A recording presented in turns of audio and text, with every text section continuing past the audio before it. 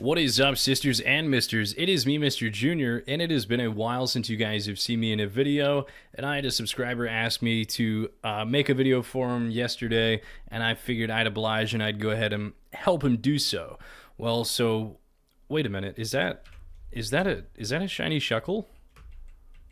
No way. Let me go ahead and catch this shiny Shuckle real quick. Let me see what I got here. So I'm going to go ahead and use this Smeargle. This Smeargle is guide tier for catching Pokemon. If you don't know how to get this Smeargle, I would suggest you watch my video where I show you how to get one of the best things that you possibly can get in Minecraft Pixelmon mod, which is this Smeargle that'll help you catch Pixelmon. So I put him to sleep with Spore. I used False Swipe to put him down on 1 HP. So now I'm going to use a Pokeball. He's going to be 1 HP, and he's going to be asleep, so he's going to make him super easy to catch. 1 shake, 2 shake, 3 shake. Oh my goodness, shiny Shuckle. Let's take a look at his IVs. His IVs, oh my goodness, his IVs are bad. Let's see, his nature, timid, not a bad nature, but for Shuckle, not exactly what we're looking for. And his ability, oh man, well, I mean, sturdy's not bad, but, you know, I guess a shiny is better than nothing, but I guess that goes along with the theme of today's video. So a viewer of mine actually asked if I could show how you guys can farm mints more effectively, and I figured I'd go one up and show you guys how you can get ability patches and also how you could get yourselves some bottle caps. So let me go ahead and break it down real quick for you, okay? So I'm going to go ahead and take this shiny Shuckle. I'm going to put him away. So the very first thing that you're going to want to do, I've got 3 different little contraptions set around here. One made with grass, one made with iron bars, the last one over here made with some glass panes. So I made this one here out of grass and like dirt to show you guys that you can start this farm really early on. Like as soon as you start, you know, in your Pixelmon world, you can start farming for these mints. Let me go ahead and explain how these work. So what you're going to be doing is you're going to be trying to get these mint crops, which are mint clippings. And then you'll put those mint clippings down and you'll farm them. And then whenever they reach full maturity, like this, they'll hatch, or not hatch, but they'll turn out to be one of the following mints that you see here on the wall. So there's a good handful of them. And let me go ahead and break down how exactly this works. So you're going to go farm using these to get mint clippings.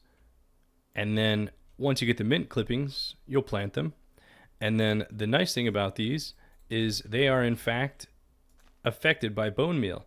So you can go ahead and as soon as you get one, you can finish your mint by using bone meal. And whenever they all finish, you'll see here, all you got to do, just hit them to collect them. And we have a ton of different mints. So as you can see, obviously there are a ton of different colors. And let me go ahead and explain how this works, how these colors work. So what you use these mints for is, for example, you have yellow, these like reddish pink ones, dark blue, light blue, purple, and green. So these yellow ones, what it does is it'll change your nature to one of the 5 natures that have a neutral stat. So this one right here, this is a quirky mint. And a lot of people think that quirky and like the other 4 natures, so there's quirky, hardy, there's I believe docile, serious, yeah, and then the last one is bashful. So a lot of people think that these don't do anything, and that's not true. So if you look here at the bashful mint, what a lot of people don't realize is what they think happens is that nothing actually happens with these 5 natures, and that's not true. So if you take a look here, you can see that special attack is red and speed is green, and what that means is that it takes away from my special attack and it adds to my speed. So when you have one of these 5 natures, what it actually does is it'll take away from special attack, but then it'll also add back into attack. So since you're adding into the stat that's like being taken away from, there's no change that actually occurs, making it a neutral nature where there's like nothing, you know, that'll occur.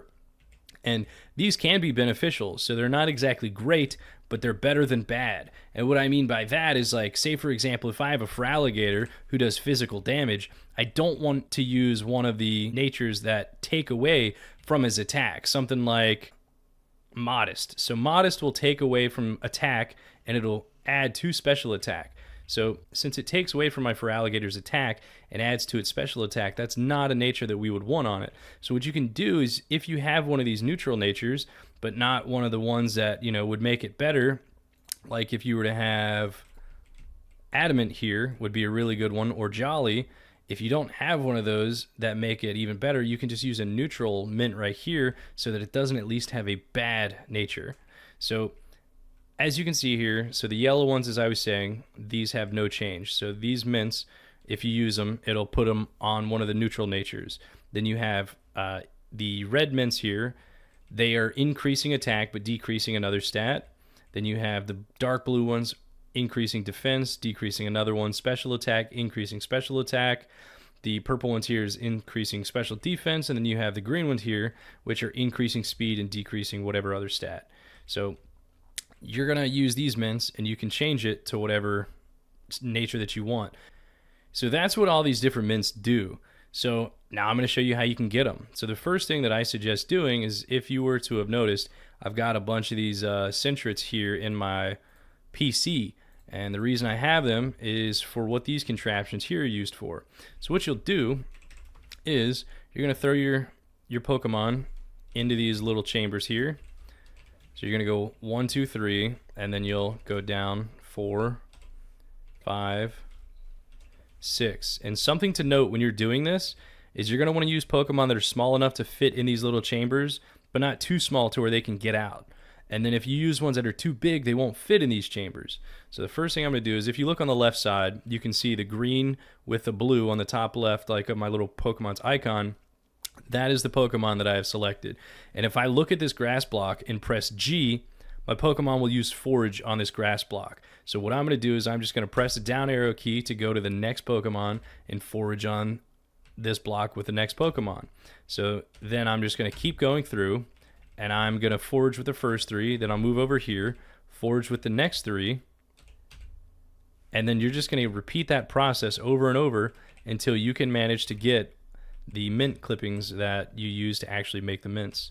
So there is a little bit of a timer, so you're going to wait, give it a second. So right there, I just got a mint clipping right there. So if I break this, right there, there's a mint cutting. It only took me a couple tries, so I got the mint cutting. All I'm going to do is I'm going to bring it over here. I'll plant it somewhere, and then I'll just use some bone meal on it, and it'll grow up into a mint. And then boom, right here, I got my mild mint.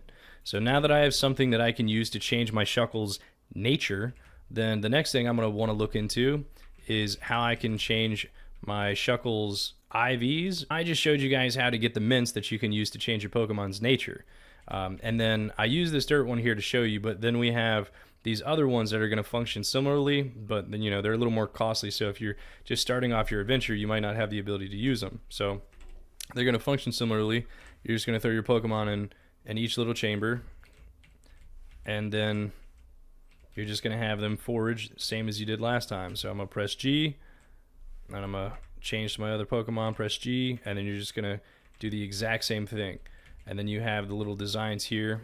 They're pretty simple. You'll throw them in there. And then I have a little glass one here. You can follow the glass one to do the same exact thing. And you'll use those little designs to be able to get your mint clippings so that you can farm all your mints. So we have the mints. The next thing I'm going to show you is these bottle caps. Now these bottle caps, what the bottle caps do is these silver bottle caps, it will allow you to change the IVs of one specific IV to the max value, which is 31. So what I mean by that is Shuckle, if Shuckle has really bad IVs and none of them are perfect, if I use a silver bottle cap on it, it'll let me select which IV stat that I want to make perfect, and it'll turn it into 31. So the gold one is a lot more rare, but what the gold one will do is it'll make it a perfect Pokemon. So if you use a gold bottle cap on a Pokemon, it'll make it a 100% Pokemon.